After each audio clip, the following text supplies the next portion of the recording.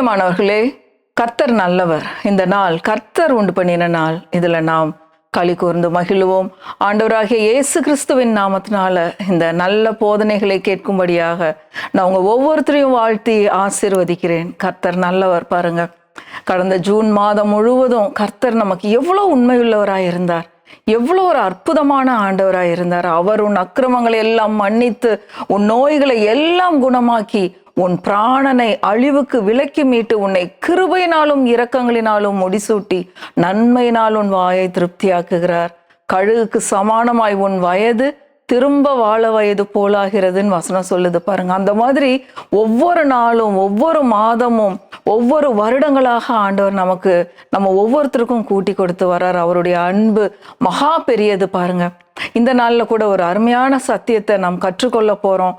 நம் தசமபாகம் கொடுக்கறதுனால, காணிக்கைகளை செலுத்துவதனால, கர்த்தருடைய ராஜ்யத்துல நாம் விதைப்பதனால நமக்கு உண்டாகிற நன்மைகள் என்னன்னு கற்றுக்கொள்ள போறோம்.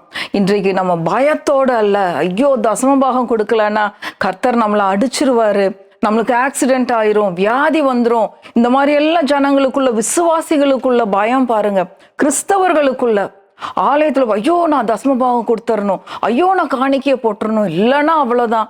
இந்த மாதிரி எல்லாம் தேவையில்லாத பயங்கள் எல்லாம் நமக்கு வேண்டவே வேண்டாம். பாருங்க, கர்த்தர் அவர் நல்லவர்.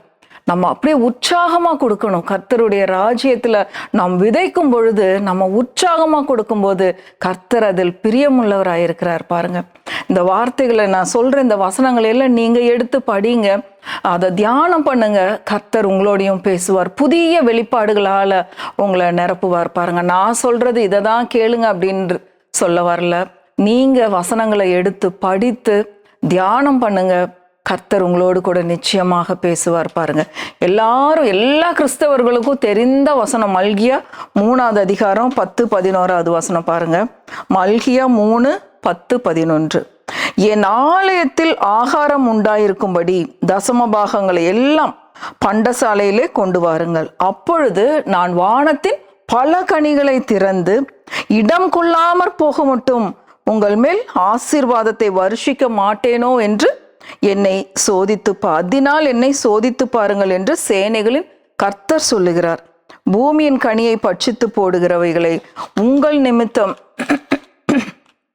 கண்டிப்பேன், அவைகள் உங்கள் நிலத்தின் பலனை அழிப்பதில்லை. வெளியில் உள்ள திராட்சை கொடி பழம் இல்லாமற் போவதும் இல்லை என்று சேனைகளின் கர்த்தர் சொல்லுகிறார். இது எல்லாருக்குமே தெரிஞ்ச வசனம். பாருங்க, பாரம்பரிய சபைகள்ல இது மனப்பாடமா விட்டு அடிப்பாங்க.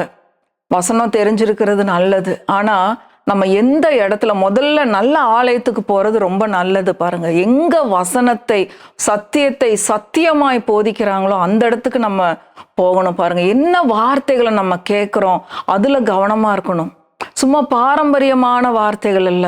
காலையில் எழுந்த உடனே ஜெபிக்கணும், பைபிள் படிக்கணும், நல்லது. ஆனா அதை ஐயோ நான் கண்டிப்பா செஞ்சாகணும், கட்டாயம் இது, அந்த மாதிரி செய்யறது இல்ல. ஆண்டவருடைய சமூகத்துல நம் சந்தோஷத்தோட சமாதானத்தோடு அவரோடு கூட பேசும்படியா போறது, அது ஜெபம்.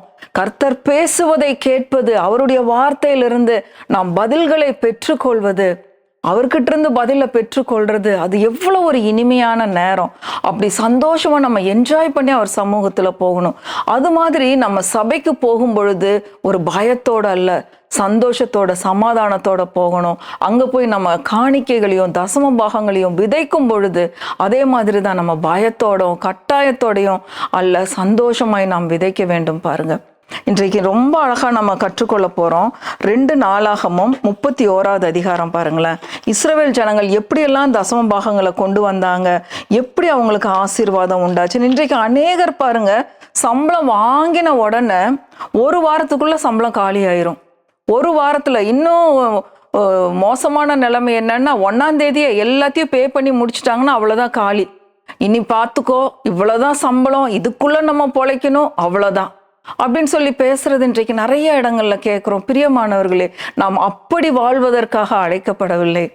நம்ம சந்தோஷத்தோடையும் சமாதானத்தோடையும் குடும்பம் நடத்தும்படியாக நாம் அழைக்கப்பட்டிருக்கிறோம். பாருங்க, இங்க இஸ்ரவேல் ஜனங்கள் என்ன செய்தாங்கன்னு பாருங்க. 2 நாளாகமும் 31வது அதிகாரம் 5வது வசனம். பாருங்க, இந்த வார்த்தை பிரசித்தமான போது இஸ்ரவேல் புத்திரர் தானியத்திலும் திராட்சரசத்திலும் எண்ணெயிலும் தேனிலும் நிலத்தின் எல்லா வரத்திலும் முதற் பலன்களை திரளாக கொண்டு வந்து சகலத்திலும் தசம பாகத்தை பரிபூர்ணமாய் கொடுத்தார்கள். இஸ்ரவேல் ஜனங்களுக்கு ஆசாரியன் கட்டாயமா அன்னைக்கு சொன்னாரு, நீங்க எல்லாம் உங்களுடைய தானியத்துல உங்களுக்கு வர்ற எல்லா வருமானத்திலையும் நீங்க தசம பாகங்களை கொண்டு வந்து ஆலயத்துல கொடுக்கணும் அப்படின்னு சொல்லிட்டாங்க.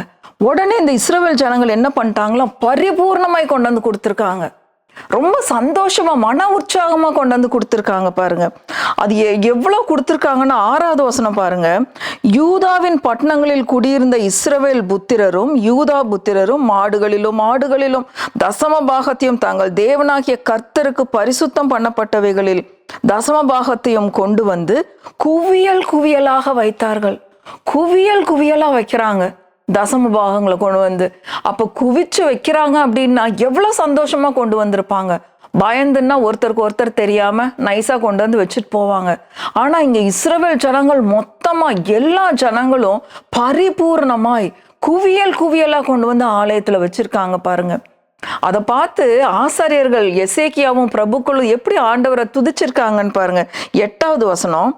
எசேக்கியாவும் பிரபுக்களும் வந்து அந்த குவியல்களை காணும் போது கர்த்தருக்கு ஸ்தோத்திரம் செலுத்தி அவருடைய ஜனமாகிய இஸ்ரவேலை புகழ்ந்தார்கள். இஸ்ரவேல் ஜனங்களை பார்த்து அவ்வளவு புகழ்றாங்க, இப்படி கொண்டு வந்து கூச்சிருக்காங்களே அப்படின்னு சொல்லிட்டு. பாருங்க, பயத்தோட நம்ம கொண்டு போய் தசம பாகத்தை கொடுக்கறது இல்லை.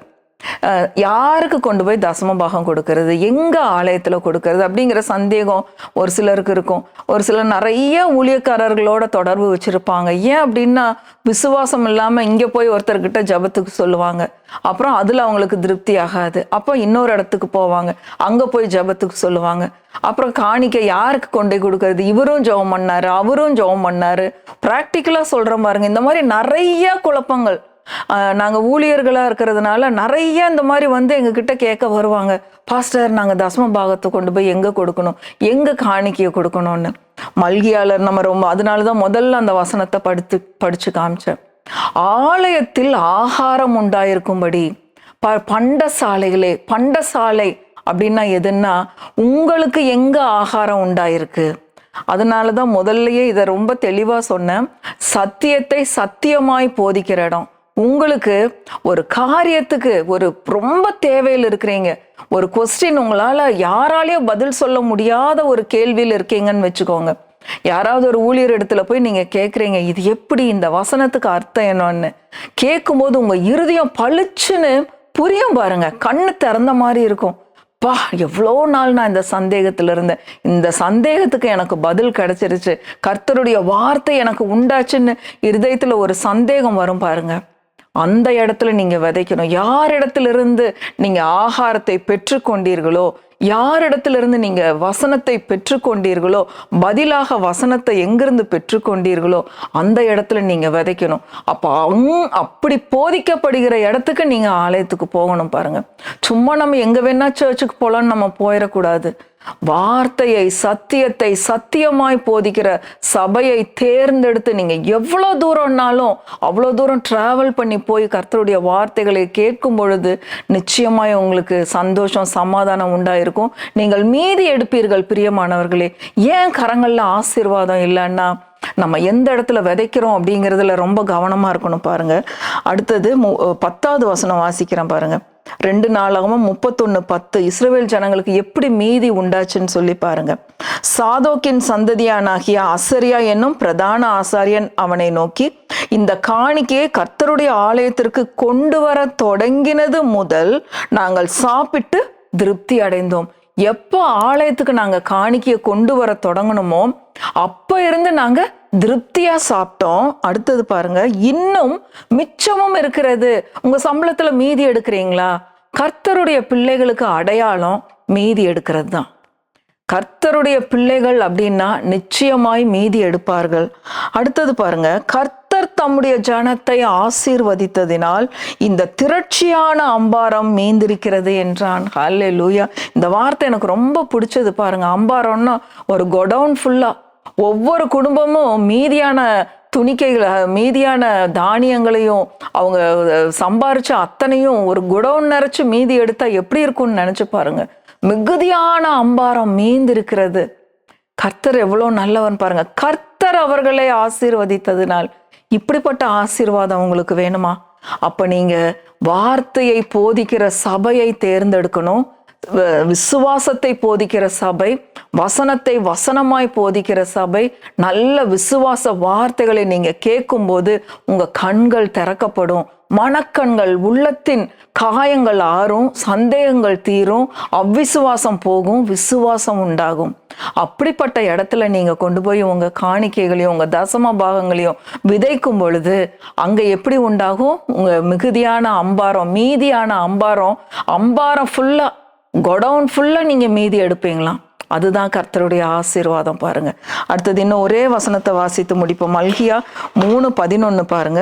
பூமியின் கனியை பட்சித்து போடுகிறவைகளை உங்கள் நிமித்தம் கண்டிப்பேன். தசமபாகம் கொடுக்கிறவங்களுக்கு ஆண்டவர் கொடுக்கிற ஆசீர்வாதம் என்னன்னா, பூமியின் கனியை பட்சிக்கிறத, எந்த ஒரு ஆபத்து வர்ற மாதிரி இருந்தாலும் கர்த்தர் உங்களுக்கு எந்த ஒரு செலவையும் வர விடாதபடி அவர் பாதுகாத்து கொள்வார். அதுக்காக நீங்க பயப்படாதீங்க.